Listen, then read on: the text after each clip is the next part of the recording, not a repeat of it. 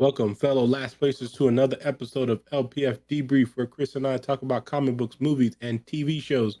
And on today's episode, we will be discussing episode 3 of Kenobi, exclusive on Disney Plus, directed by Deborah Chow, written by Joby Harold, Hannah Friedman. So I hope I said that right, but that's the names that I saw on the wiki, so that's the names that I'm using. Um, as always, before we start, guys, we are going to start the episode the same way we always do, by shaming Yendi for not watching the content that we watch. Shame. All right. I didn't And have as anything. always, as always, guys, there is going to be spoilers ahead. So if you guys don't want to listen to those, go ahead and skip forward, pause, go watch it, go do your thing, and then come back. And guys, we would love to hear your opinion. So please, down in the comments, let us know what you guys thought about the episode so we can have that interaction with you guys. We like to answer all of our comments when we get the chance. But without further ado, Chris, episode 3 of Obi-Wan Kenobi. What'd you think? I thought it was dope. I mean, before the episode, you telling me that other people didn't think so. I guess I just Mhm. haven't had the time to actually fully think about uh what's going on because I've just been binging everything right now. Yep, But we're definitely in a content cycle on this June. yeah, I'm. It's just like, what did you think of this episode? I was just like, yeah, the upside down thing, and everybody's like, what? I'm getting committed. I was like, what are you talking about? So, yeah, it's been all over the place for me, but I thought the episode was cool. Like I said, I said it in the previous episode. I like seeing a broken, uh, Obi-Wan. He's scared and everything like that. Um, I'm trying to think of because I there was an issue I did have. I can't remember what it was, but it'll probably come back later on. But yeah, overall, it was a cool episode, and it was cool. Cool to hear Obi-Wan and Anakin, well, like talk. Like Obi-Wan saw everything, and that scene of like, what have you become? He's like, well, you created me. Like, this is it. This is you. you know. So was definitely crazy, even though people don't agree with, even with what people would agree with dealing with the timeline. Setting all that aside, it is still cool to see that they had that moment. For me, I understand the issues, I understand the concerns and everything like that, but putting all of that aside, the performance wise, that was dope. But I had fun overall. I enjoyed the episode. What'd you think? Yeah, overall, I'm okay. So I'm at a mixed standstill. Like, I'm in a mixed bag with this episode. Dan and I, shout out to Dan, had and Guy also had this conversation through text where, like, I'm not gonna say that it's good, okay? Because, like, I'm not gonna say like context wise it's good. You know what I mean? Do I understand where they're coming from and why they made these moves? I do. Like, you know what I mean? Because, and this is where, and if you guys, I've always said this, and Chris is a witness to me always saying this. I never want content of characters that are already established. And why do I always say that, Chris?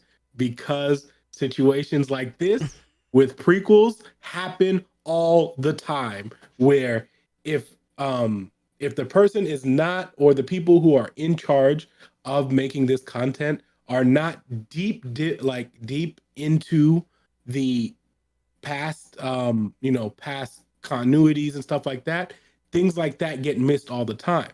So, for before we get into more of the episode, I'll just break down basically what a lot of people's issues are, or a lot of Star Wars issues, a lot of, Star Wars fans issue is basically that. And I agree with this, like, I don't disagree with this at all, but, like, it's been implied that in A New Hope, when Obi-Wan and Vader meet, that was the first time they've met since episode 3. Since their duel, that the implication is this is because he goes, we finally meet again. And then he was like, last time we met, you were the master, I was the, I was the a student. Like, you know what I mean? Yeah. So like all of that in context, right? You're going to want to follow that because what happens when you don't follow stuff like that, you now piss off a whole fan base, right? Because now they're like, well, look at this whole like we've been listening or watching this movie for this long, and for you to now mess that moment up by saying, hey, we met them again, like they met before this, because now we're writing a new canon, right? So that's why prequels can become an issue, because if you don't write it correctly, you are going to upset a majority or some of the fan base. Now context, like what I was saying, within the episode, if you narrow it into what the series is itself, it's all going to make sense, right?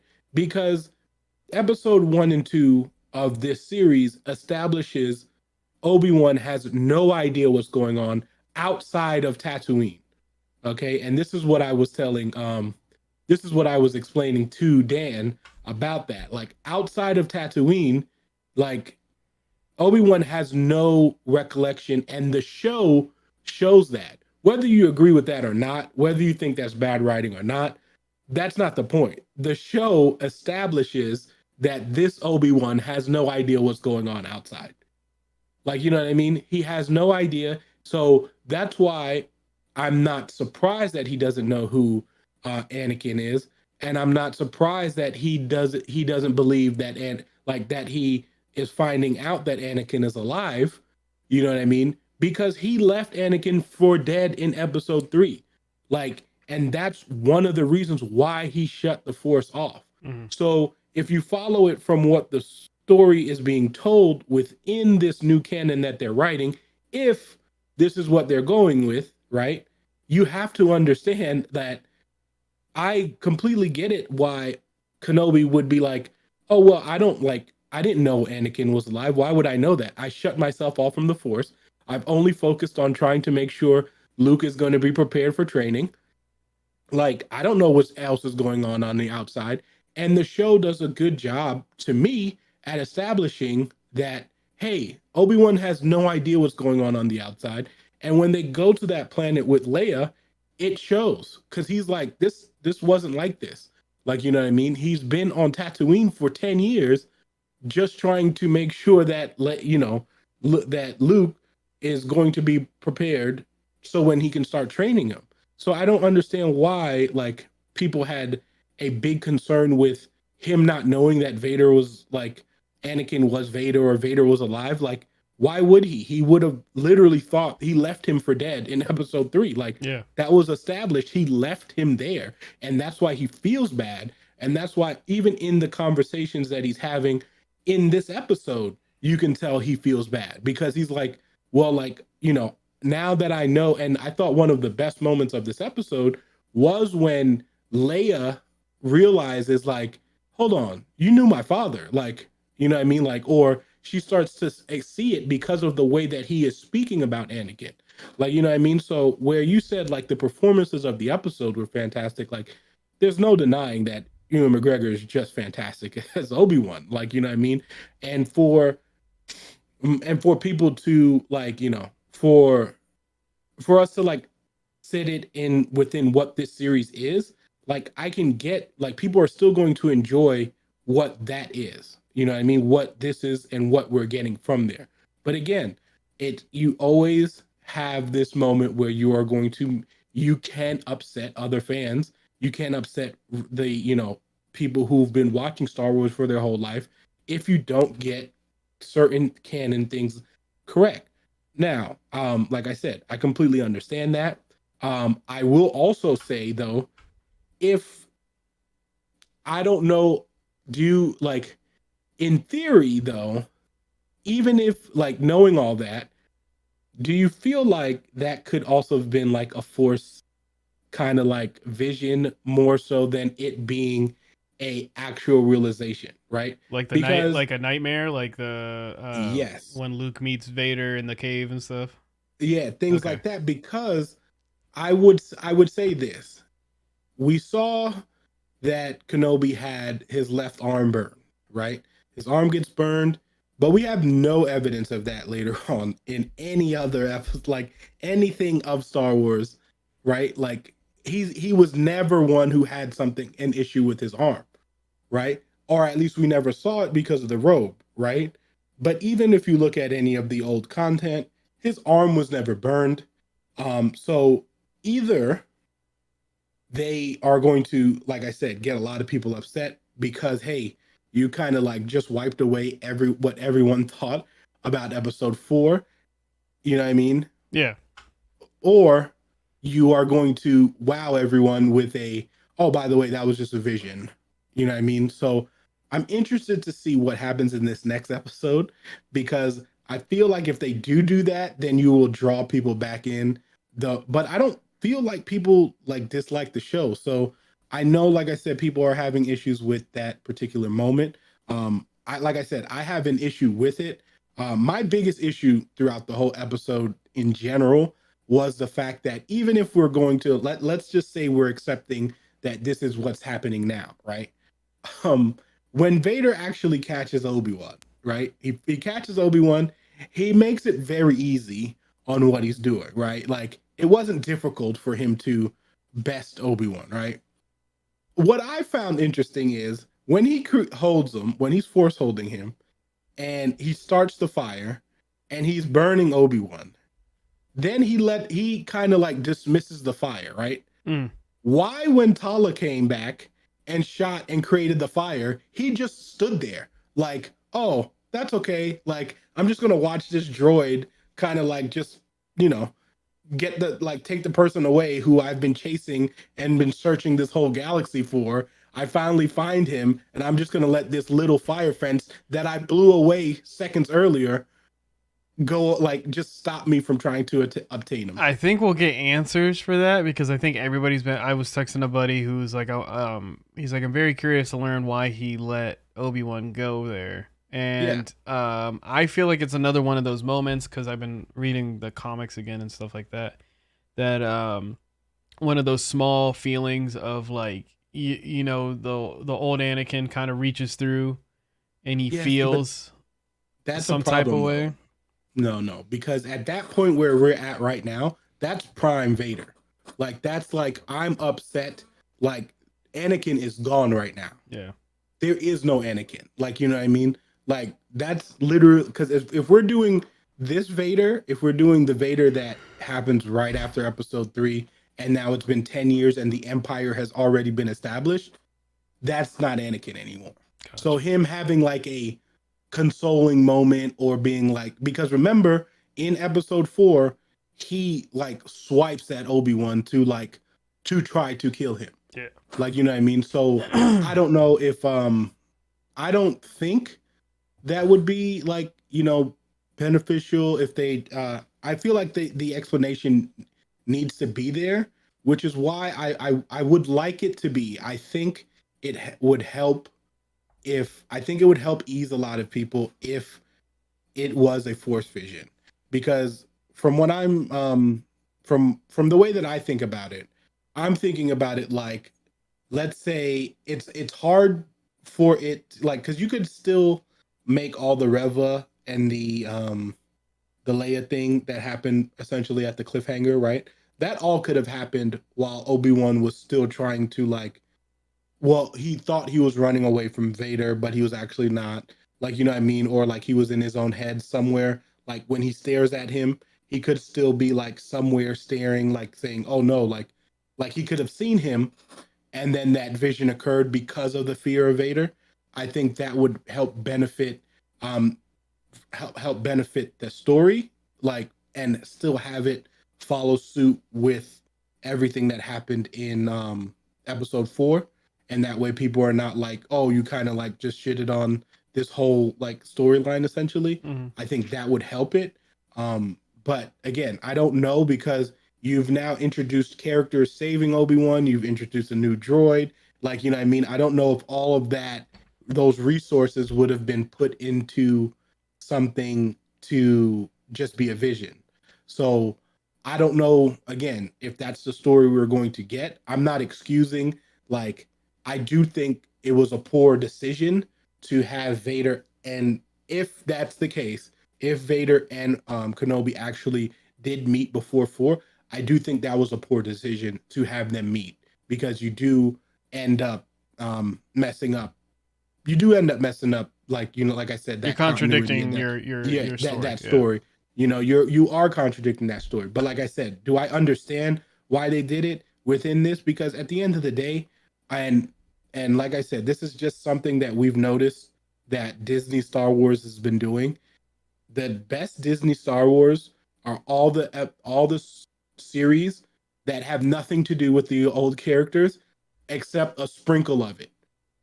And it's just because I strongly believe that people do not want to write those characters anymore. Like I don't know if it's an unwritten thing. I just feel like the best formula, which we've found the formula for Disney Star Wars, The formula. because the formula is write new characters, sprinkle in the old. Because every time you've done that, it's worked. Mando Yeah. worked. Rogue One worked. Clone Wars worked. Rebels worked. Like the you know what I mean? Like that proof is there. Like Bad Batch worked. Yeah. All the ones that failed is when they tried to do too much with the old characters, and then they try, like, Hop Solo failed. Why? Because they tried to reenact the character. Boba Fett, in my opinion, failed. What Boba Fett's scene in Mando was fantastic, but his show, nobody cared Got about. robbed. Like, you know what I mean? So, like, there's that. If that's the case, and let's say the storyline goes on with this and people are upset, it's still going to be the same thing with this. The sequel trilogy, I think, was fine when they sprinkled in a little bit of the older characters, and then 8 and 9. Well, 8 had no connection to 7, which was the problem with that movie. But then 9 just tried to bring out all these old characters and make it relevant again to the old characters, and that's what made that movie bad.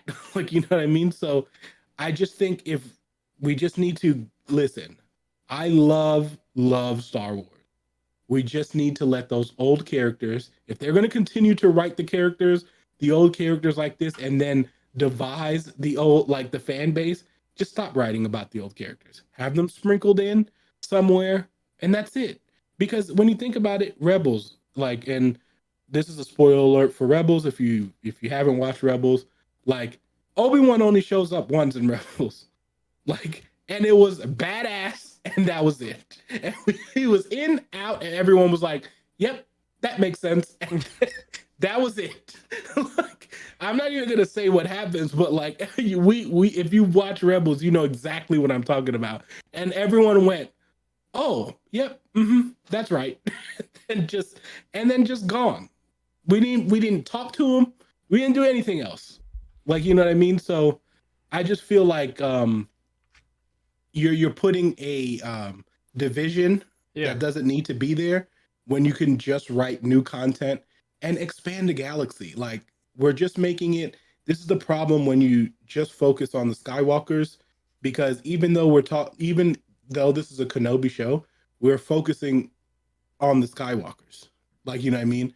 And you just tunnel hole and you corner your market. And I feel like that's, where Disney Star Wars is tending to fail a lot. And we've seen all the things that have failed from doing it that way. And I think that's what happened is like kind of happening here. Not to say I haven't been enjoying it, because I have been enjoying the show. Like I said, on the like I said in the beginning of this episode, with the problems that are like everything that you said, putting that aside, it is very cool what they did. Mhm. Also, just a point. Okay, never mind. It went Yeah, I away. don't know why that happened, but we move on. No Okay. one saw it. You guys didn't see what All happened. right. I just it caught my eye. I was like, okay. This is the second weird thing, because the episode, like, I had to repress the record button on my on the podcast thing. But go ahead. Gotcha. You guys have a little back. You guys will see this if you guys are this far in the video. So the your theory, right, of it being a vision, right? That would be some awesome writing if it were that. If not, right? They're kind of in like some hot water because I wasn't okay with the Inquisitor scene, right? Him Mm, getting axed right there. I'm like, okay, because he shows up in Rebels. And of course, everybody's theory is, well, the man's not dead. All right, he's not dead at all. So, but playing off of everything, what if he is? Then this whole show is just like, okay, is this just a one-off story that you guys are gonna come out later and say like, hey, Obi-Wan wasn't canon. This is a live action what if, you know what I mean? mm. Um, Well, no, I think they can't. Again, this is what I'm saying. Like, as the podcasting part just stopped, but whatever. I'm just gonna have to pull the video. You guys are hearing a little backstage stuff. Is fine, but yeah. So what I think the issue is like, yes, you can't go back and say this isn't canon, right? And that's what I mean, though. That's where I was talking about, and I just did that whole rant, is because you now are creating a new canon, right? Like this becomes a new canon for this for the character, yeah, and that's where, like I said, when you go back to these old characters, if you're not in tune with the writing of Star Wars, which is why Dave Filoni doesn't get enough credit. You know what I mean? And I will always talk positive about Dave Filoni because I don't think anyone besides George Lucas knows more about Star Wars than Dave Filoni. Like I just don't believe it because the guy knows so much about to write Clone Wars the way that he did and to write Rebels, to have those storylines and them still just resonate so well with what Star Wars is.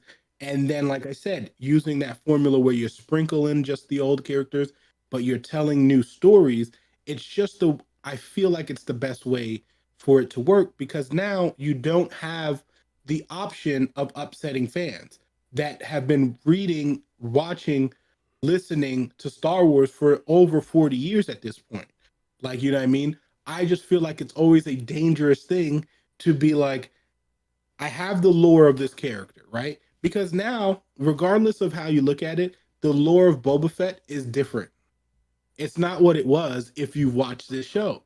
Like, you know what I mean? You've now changed the lore of what Boba Fett is to a mass audience. And that's what I'm saying. Like, it's not just the Star Wars fans who been reading it for years. Like now the way that people, the majority of people, like it or not, are have watched that Boba Fett show. yeah, Like, you know what I mean? So that's the canon for it, regardless, because Disney owns it and you just have to accept it, whether you like it or not. Like, you know what I mean? You just have to accept it because that is canon until we get something else, right? And the same case goes with this, right? If that isn't a force vision or whatever, that is the new canon.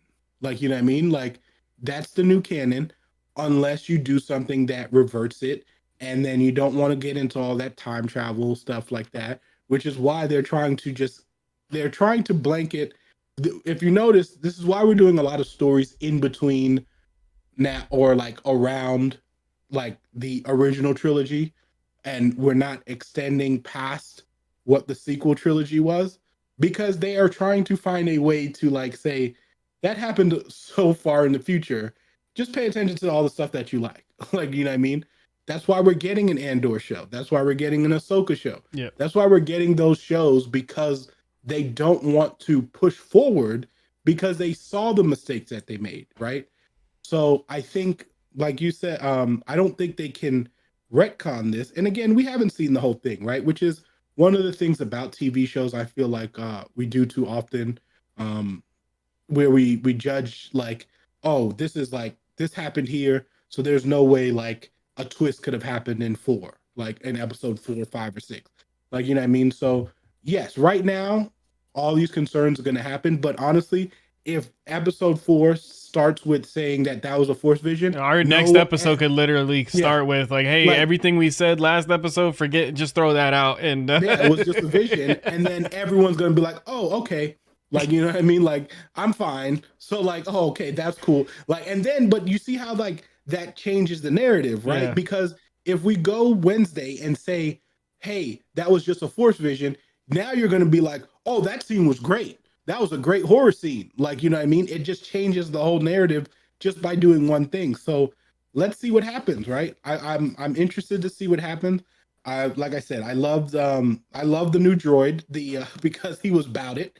Because like when he came, when he when he came in and he had the hammer in the back, I was like, bruh, he is ready to like clock. He is ready to clock this dude like right now. uh, I'm about it. I am cool with the new droid because he was like, he's just a loader droid. yeah. And then Leia just being Leia, I feel like I said, I think she's doing a phenomenal job saying like, what if she has something to say, like stuff like that. Just being the sweet innocent character of all of this while like all this turmoil is going on. Revra got offered, you know, to be Grand Inquisitor by Vader, which I thought was interesting. And again, like you said, that also is going to bring up some issues because, you know, what I mean, Grand Inquisitor. If you watch Rebels, you know he was a major part of the Rebels, and then now, like, you know, Yeah, it for feels like me, that just got tossed away so me quickly. with the Inquisitors, right? They look great. I like the sabers. Cool, right? I it's not just in the show.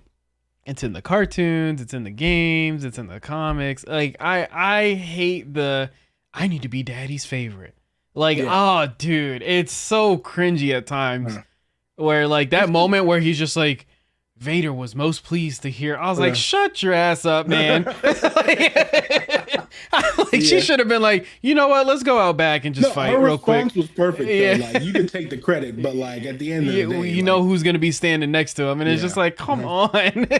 It's just And that then, moment of wanting to please him. I'm like, okay, I get mhm. it, but it, But then, oh, yeah, but then also this is what I'm saying though, and this is why again, as a person who like for stories like this, right, where it is so in tune with Vader and stuff like that, we know none of y'all made it yeah, because it's a prequel. hmm Like we know something is going to happen to you guys, like that now causes you to no longer be there because you guys were not in the episode. You guys weren't in the original trilogy. So like this is what I'm talking about with prequels in general. Like, you know what I mean? Unless you're telling us a story we have no idea about, which Rebels, we have no idea about Ezra's story, right?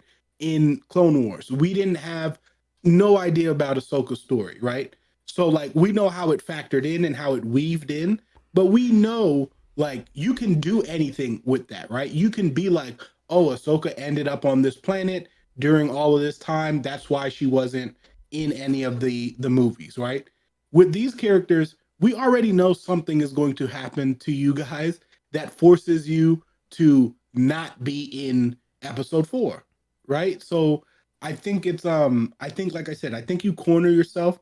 Yes, is there room to tell a good story within a prequel? Absolutely, because there is good prequels out there.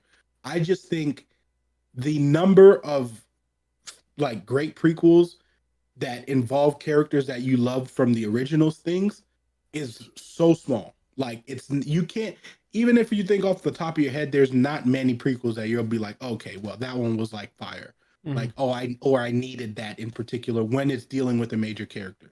So I don't know. I think it's I'm interested. I mean, we've this was the mid-season finale, which is another thing I think needs to be brought up and needs to be talked about because at the end of the day, Disney is trying to make sure people get the Disney is trying to make sure people are buying Disney Plus so that they can watch the show.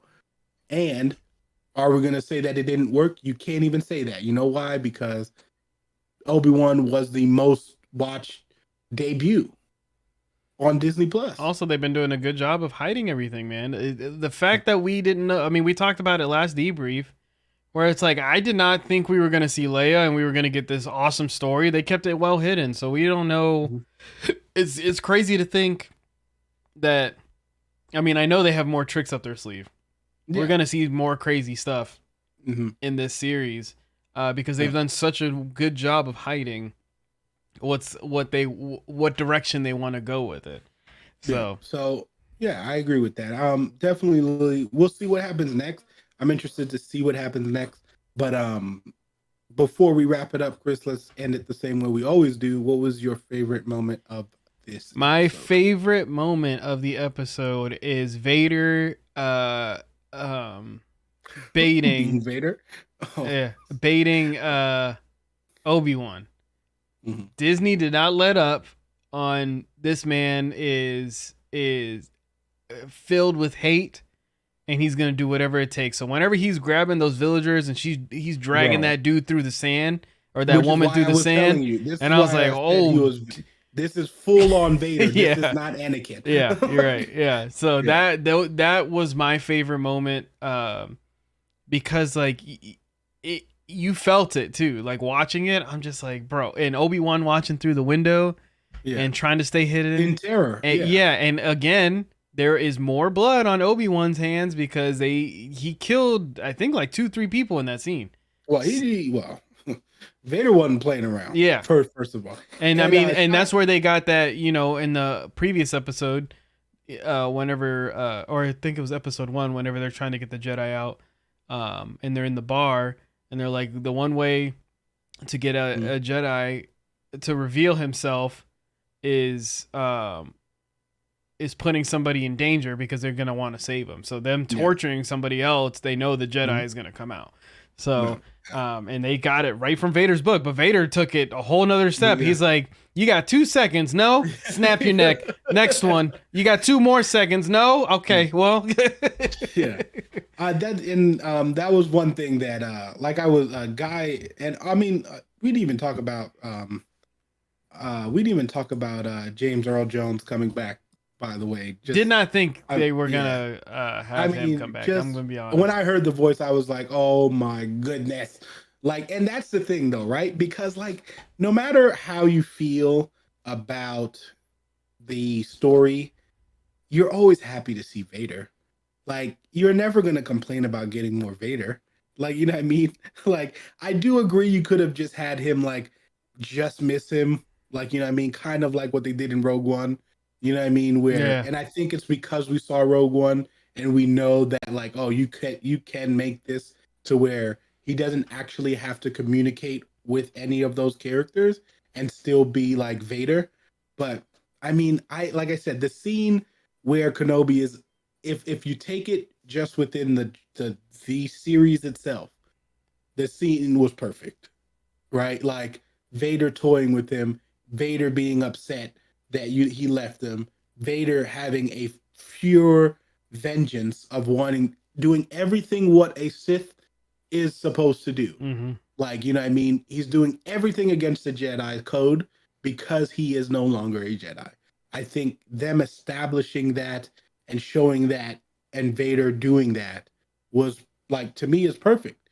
Like, but outside of the fact that you're kind of ruining episode 4, I thought the scene itself was perfect. You know what I That's mean? So, like I said, bringing it back yeah. all the way back to what I said in the beginning. Setting everything aside, Yeah. that scene was cool to see.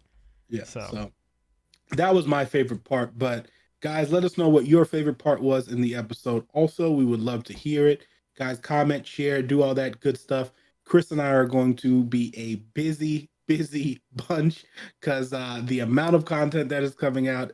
We are going to do Stranger Things at some point. And then we also have Miss Marvel for you guys next week and episode 4 of Obi-Wan. And then I think the boys, I have to check to make sure the that first 3 episodes dropped today. Sheesh. You know, we could So probably could we'll be talk about weird. this off stream, but I think we could still just do those episodically.